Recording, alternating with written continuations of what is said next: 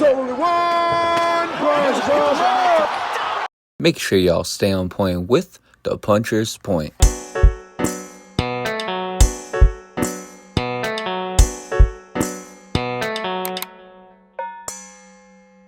What is good, y'all? Welcome back to the Puncher's Point.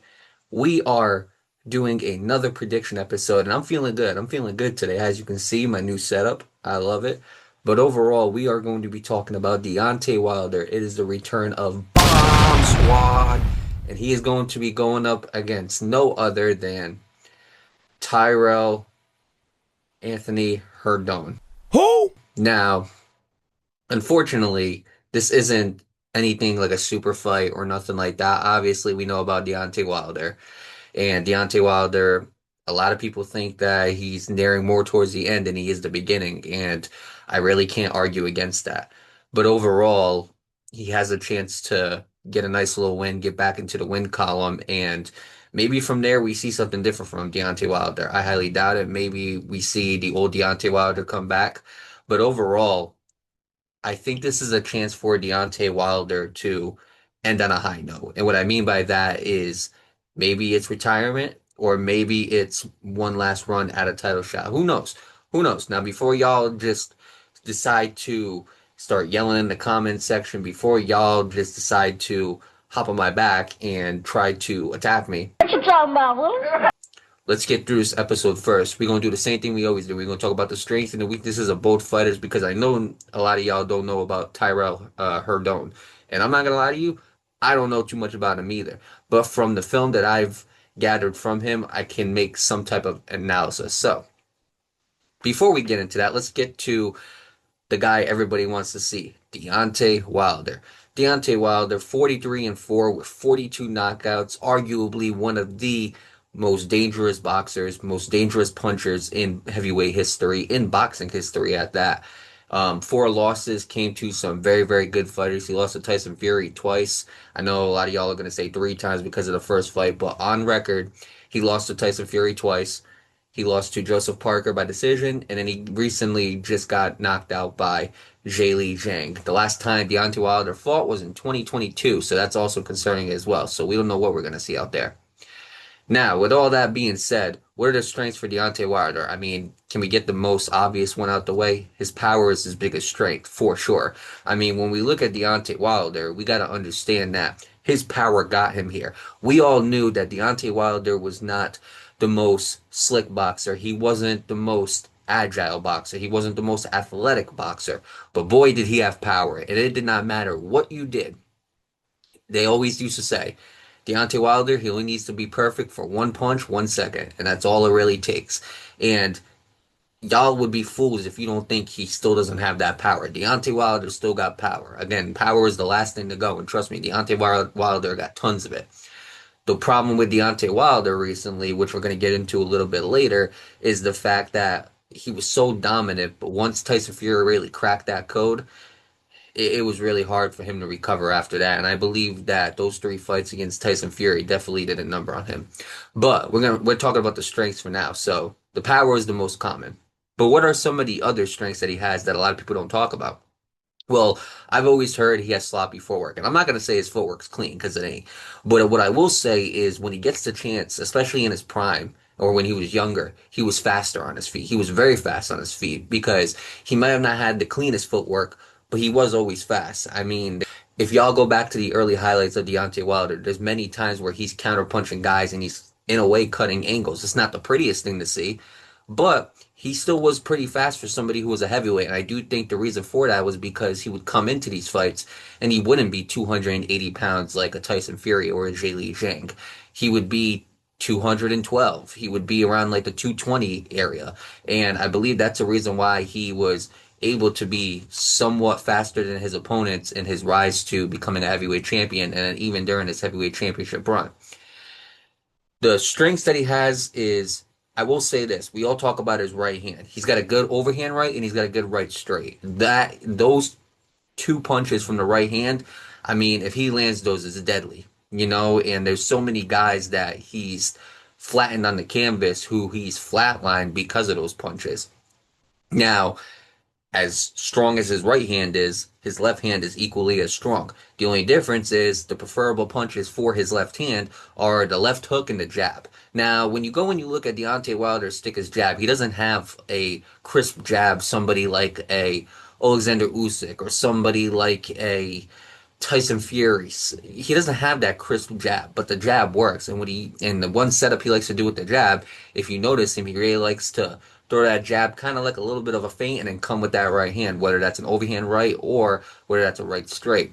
And I do believe that because he has such a long reach against a lot of his opponents, I do believe that that jab is extremely effective for Deontay Wilder. And it's the reason why he was able to set up so many punches with the right. Now, as far as the hook, don't let it be mistaken. Now, if you look at most of his knockouts come from the right hand. But if you look at how some of those knockouts were set up, it was always through the left. A lot of times, the knockouts were set up through that left hook. And in my opinion, that is the punch that you got to watch out for. The most notable, when you go back and you look at the Tyson Fury fight, if you go back to that knockdown in the ninth round, he hit him with some great punches, but that left hook, it really did connect. So you got to go back and look at Deontay Wilder as not just a guy who only uses his right hand. Yes, I do believe his right hand is more dominant than his left, but that left still got power as well. You're not going to be able to escape the power. You're going to have to figure out how to minimalize it.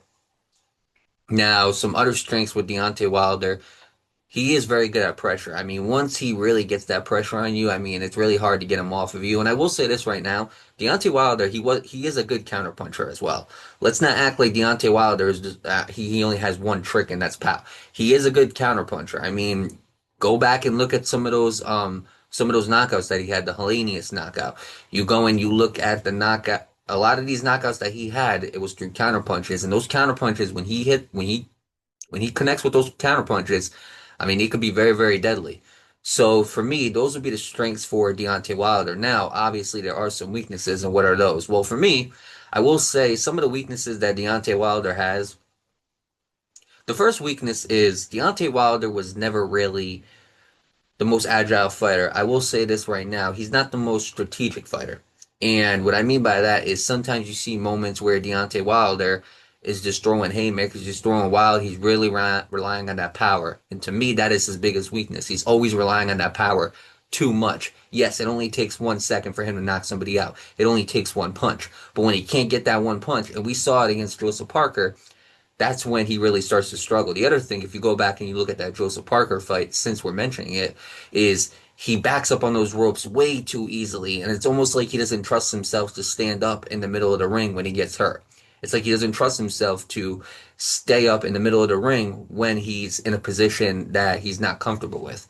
That is the problem with Deontay Wilder. He's always constantly backing up against those ropes. And what happens? You let the other guy start pressuring you. You let the other guy start dominating you. And then you just hope that you're going to connect a punch and land it.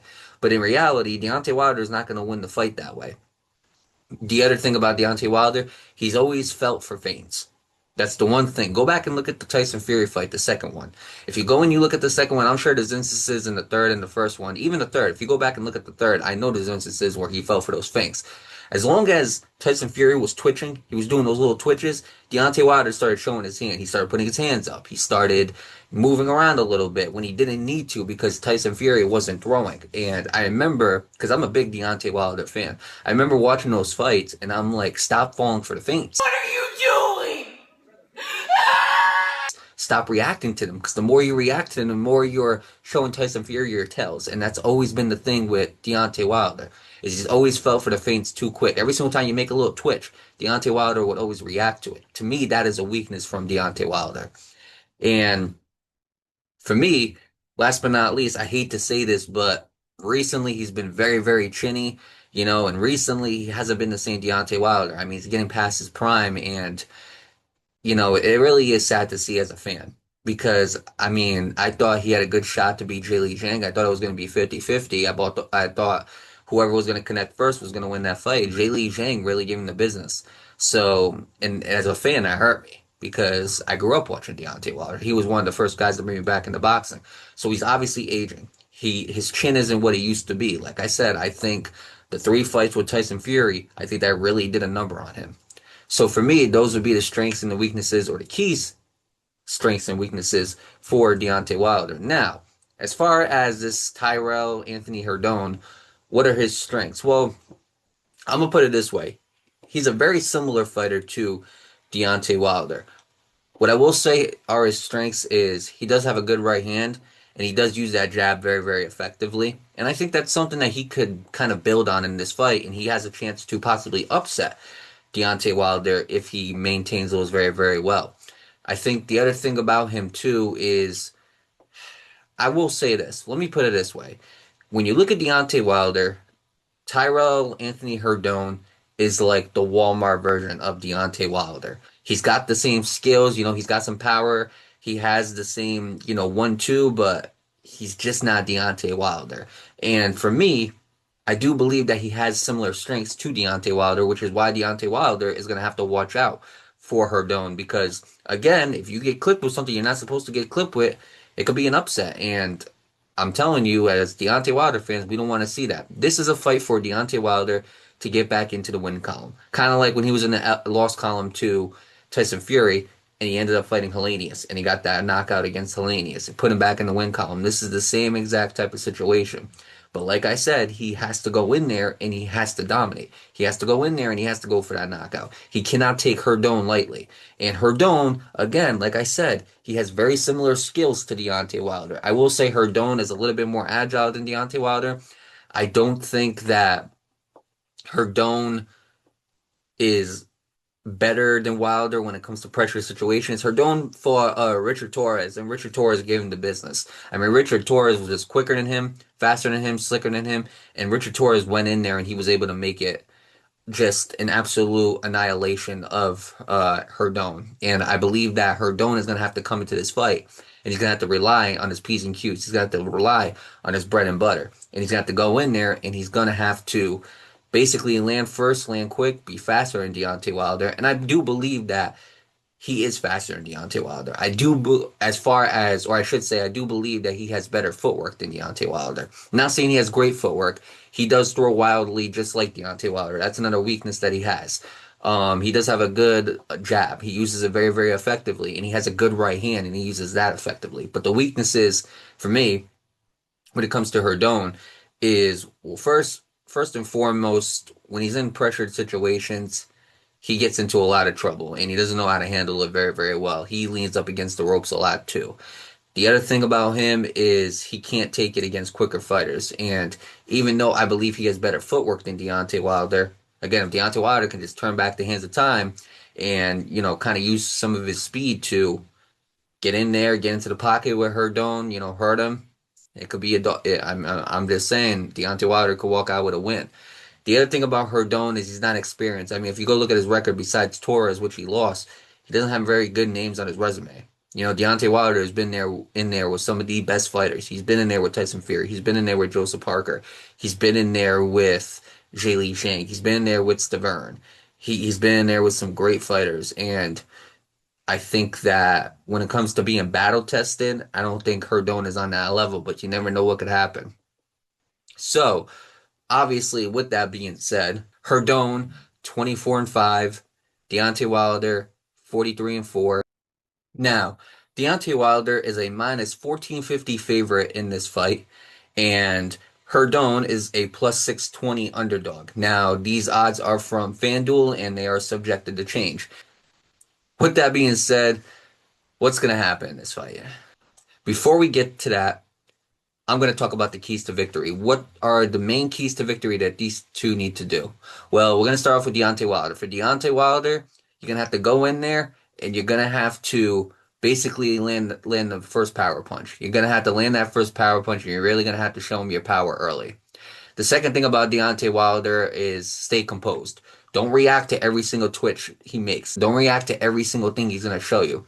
And then last but not least, when you hurt him, pressure him. Trust me when I tell you, Deontay Wilder, he lands that first shot, he's going to hurt him. You land it, you pressure him, and last but not least, you don't let this guy take advantage of you. Now, as far as Herndon, what's Herndon going to have to do? Well, for Herndon, I will say this. Disguise your punches. That's the first thing. Disguise your punches. The second thing I will say is Be the quicker fighter, be precise, and make sure you land before Deontay Wilder lands. And then last but not least, I do believe that he has cleaner footwork than Deontay Wilder. Try to box around Deontay Wilder. Try to box circles around him. And if you could do those three things, then we could possibly see a big upset in boxing. So now, with that being said, who do I have winning this fight? Do I think Tyrrell is going to do that? No. I got Deontay Wilder. He's going to get the knockout. I think it's going to be about round 5.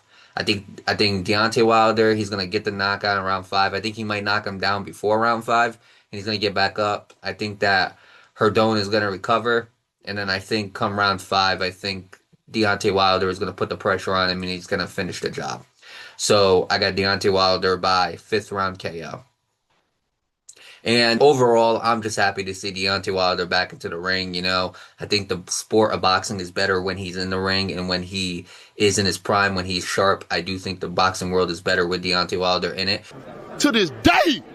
And overall, look, does this mean Deontay Wilder, if he wins this, he's going to get a title shot? Probably not.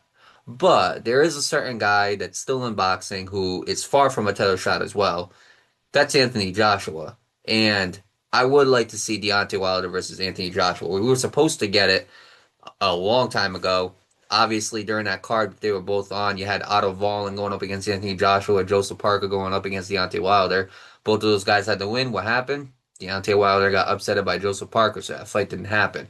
Everybody was basically talking about this fight super, super early, and it just didn't come into fruition. So now, since both of these guys are kind of in a position where it's going to be a little bit of a long shot to get back to a title opportunity, I think this is the right time to make that happen. An American fighter, an English fighter, and not only that, two heavyweights that basically defined that era. Two heavyweights that were the poster boys of their era. Now it's time for them to get into that ring. And I do believe that it starts with Deontay Wilder defeating Herndon. That's why I think he should not take him lightly. And last but not least, that's why Deontay Wilder needs to go in here and have a dominant win. And I think he's going to do that. And I'm hoping he does that because I've always loved Deontay Wilder. I've always rocked with him. What I say right now, this is me being honest and truthful as a boxing analyst, as a podcaster. This is me being honest and truthful. This is based off of what I see. This is based off of the eye test. So these would be my strengths, weaknesses, keys to victory if I was Deontay Wilder. But he has to go in there and he has to beat Tyrrell Herndon. Because if he can't, there's going to be a problem.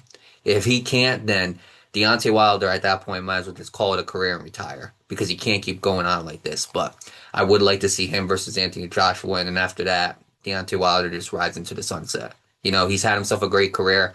I do think he's going to be a future Hall of Famer when it's all said and done. But I would like to see him make one last legendary run in the heavyweight division. And I do think it starts with Tyrrell Herndon. And overall, this fight, we're just going to have to wait and see what happens. Like always, this fight is going to be taking place on June 27th. It is going to be taking place in Wichita, Kansas. Out of all the places it could be taking place, it's going to be taking place in Wichita, Kansas. Where the Wizard of Oz is with Dorothy when she's clicking her red shoes and she's like, "Take me home." There's no place like home. Guess what? Wichita, Kansas, Deontay Wilder versus Tyrrell Herndon. They're going to be in for a very good fight. And with that being said, it's time for us to wrap this up. I know this was kind of a shorter prediction episode, obviously, because this is kind of like a tune-up fight for Deontay Wilder. Excuse me, not kind of. This is a tune-up fight for Deontay Wilder, so that's why it's been so short. But overall, we're going to have some more episodes coming this way. Obviously, next up is going to be Jake Paul versus Julio Cesar Chavez Jr. Yay. But with that being said, it's time for us to log off. Make sure y'all continue to tune into the Puncher's Point. Make sure y'all subscribe to the YouTube channel. Make sure y'all follow all the podcast platforms, all the social medias. And then last but not least, the Puncher's Point. We are here to stay. We are here to make a bang in 2025 in Season 5. And then last but not least, in order for us to do that, I just need y'all to stay on point with the Puncher's Point.